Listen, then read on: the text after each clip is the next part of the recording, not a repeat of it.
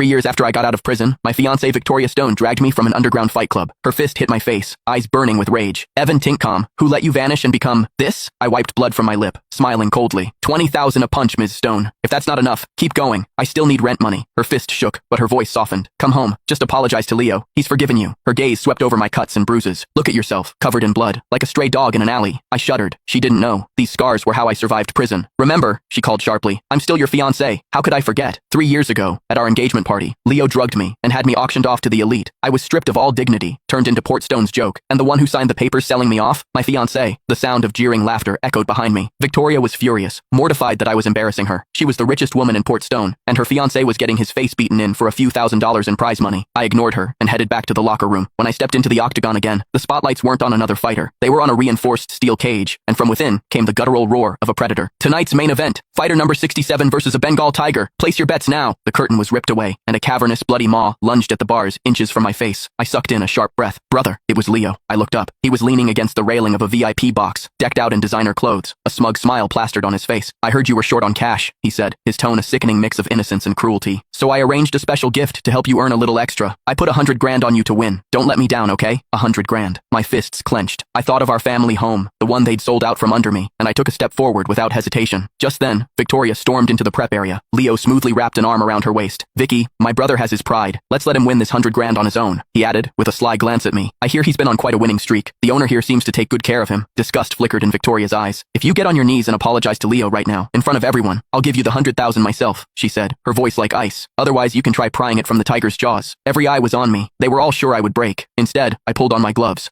Victoria's face went dark, her eyes practically shooting flames. The tiger lunged. I somersaulted forward, dodging the attack, and landed a hard kick to its throat. But the difference in power was immense. Its jaws snapped shut inches from my skull more than once. Victoria's expression grew uglier with every passing second, but I refused to give in. After a few brutal rounds, my arm was a shredded mess of flesh and blood. Bang! A tranquilizer dart hit the tiger's flank, and the massive beast collapsed. Victoria threw the rifle down and grabbed my mangled arm, her voice a raw scream. Are you trying to get yourself killed? Blood dripped onto the canvas floor. Sweat beaded on my forehead, but I kept my jaw clenched. I didn't lose. Don't forget to send the money. Her hand shot out, her fingers wrapping around my neck. Her eyes were cold steel. You're hopeless. Since you're so desperate for money, maybe I should have just let them sell you for a good price at that auction. My body convulsed. The world spun, and then everything went black. As I lost consciousness, the secret I'd overheard all those years ago whispered in my ear. Ms. Stone, we've completely ruined his reputation tonight. That should be enough to satisfy Mr. Leo. He brought it on himself.